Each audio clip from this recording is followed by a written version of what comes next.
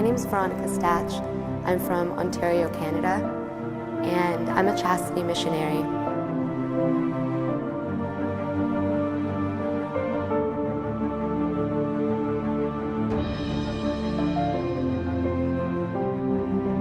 3 years ago, if you were to tell me that I was going to be a chastity missionary or a chastity speaker, I would never have believed you. I grew up Catholic. My parents always took me to church every Sunday. But my relationship with God was a lot about taking and asking for things. And one thing that I always asked God for was a relationship. As a young girl growing up, my life was all about relationships, and I just really wanted to be loved. And my relationship with God was definitely not the most important. And I wanted to fill this void in my heart with human things, with things that the world offered that were temporary. I didn't realize that the only being that can fill that void was God. And so I got into relationships as a young girl and not even understanding what love was. And when these relationships ended, I realized that I didn't know who I was, and I didn't know whose I was. I didn't know that I was a beloved daughter of God. And these relationships were physical relationships. I didn't understand what God had created me for, that God had created me for such an epic love. And I felt a tug in my heart after my second relationship ended. I was so lost. I wanted to turn to the world, to alcohol, and to the lifestyle that the world tells you you should get into when trying to get through a broken heart.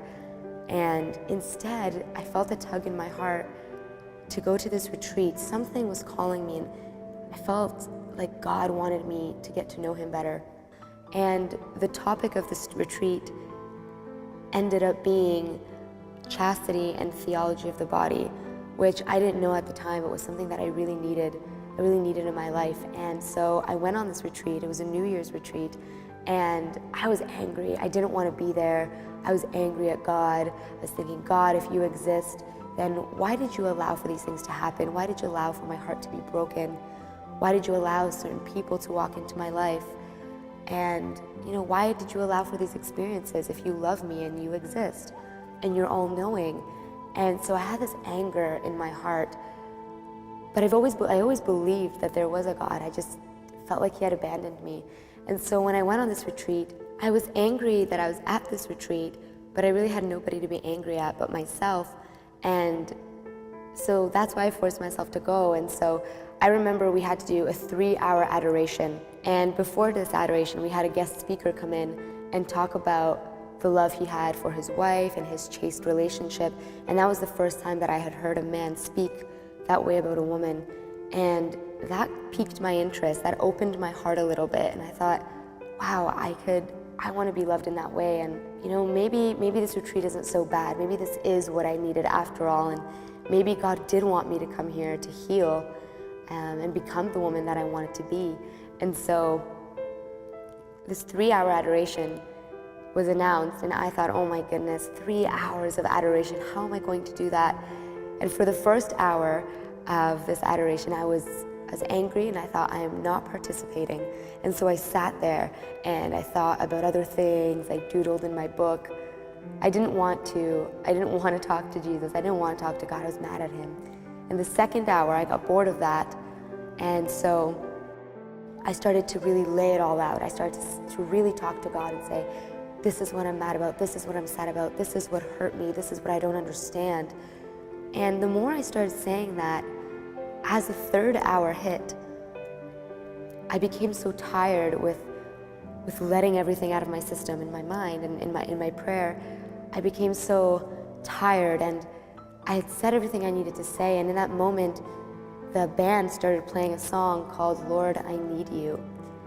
And in this moment of hopelessness, and I was just drained, I looked up at the Blessed Sacrament, and they started playing the song "Lord, I Need You." And it was as if when they said those words, "Lord, I need you," it was like my heart, with all its guards down, uttered those words subconsciously. And the second that my heart said, "Lord, I need you," as I looked up at the sacrament, it was like my heart was just flooded with this warmth, and as if it had been colored in. And I was just overcome with with this sensation of being loved and embraced, and I just broke down and I started sobbing.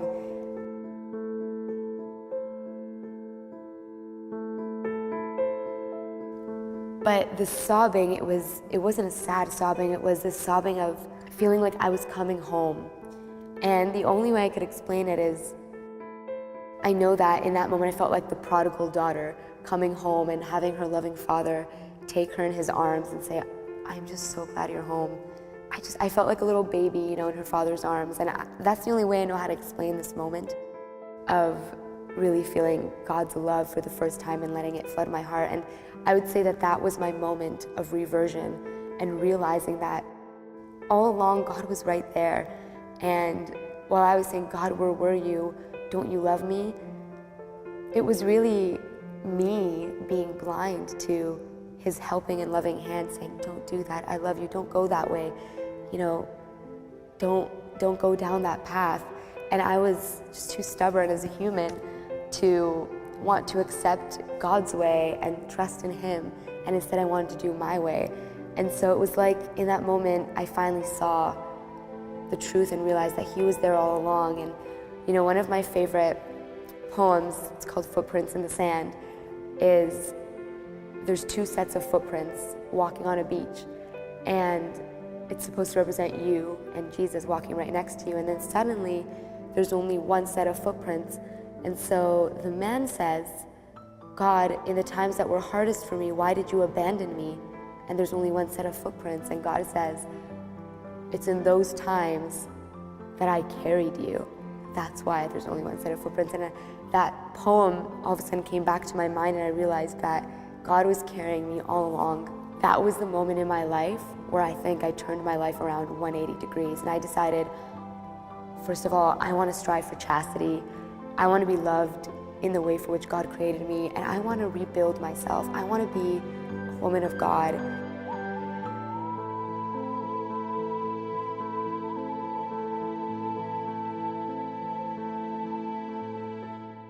And it is a journey every single day. But 3 years ago, I decided I want to be the woman that God created me to be. And I allowed God to rebuild me slowly and put those broken pieces of my heart back together. And I imagined the woman that I want to be. And ever since then, with God by my side, with God taking the wheel, I've allowed him to steer me in that direction. And sometimes, I still go off the path and I don't go down the path that I'm supposed to, but it's beautiful because God is always there to reroute me like a GPS back on the right track. And I could truly say that the prayer of my heart for the last 3 years has been, Jesus, I trust in you. Less of me and more of you. And that's been something that I've been repeating every single day since that day, and just saying, Jesus, take the wheel. And I'm amazed at how far I've already come. And today, 3 years later, I'm a chastity missionary because it's never too late, because our God is such a merciful God. And no matter what you've done or where you've been, God is just so forgiving, and he's always ready to welcome you home. And so I decided to embark on this journey to rebuild myself with God by my side. And I did this by starting to ask myself questions like, who am I? Whose am I? Right? I'm a daughter of God. I'm a daughter of the King. And who am I? I started thinking, what are my deepest desires? What are my gifts that God has given me? Because every single one of us is so unique, so specifically knit in our mother's womb. There's never ever been anybody like us. There's nobody like us now. And there will never ever be anyone like us in the future. And so each of us has such a specific purpose in this world. And so I decided to embark on that journey of rediscovering who God created me to be. And I started thinking, what are the people that inspire me? I started to surround myself with people that had qualities within them, like humbleness and humility and love and gentleness and patience. I started surrounding myself with these people because those were the qualities that I wanted to have. And those were the qualities that I wanted to see in myself as a woman of God 2 years from now, 1 year from now, 5 years from now. And I really encourage you to embark on this journey and ask these questions with God by your side and always telling God to steer you in the right direction. And one of my favorite quotes from St.Catherine of Siena is be who you were created to be, and you will set the world on fire. And ever since I've given my life to God 3 years ago and allowed Him to use me as an instrument, it's been beautiful what He's been able to do with me.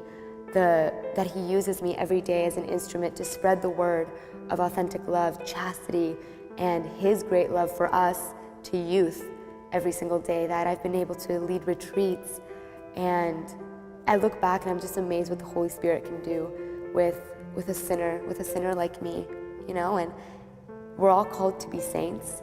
Every single one of us, you are, I am, no matter what we've done. And I am so blessed for that moment in my life that I was able to realize that. And I'd like to encourage you to seek what God has in store for you.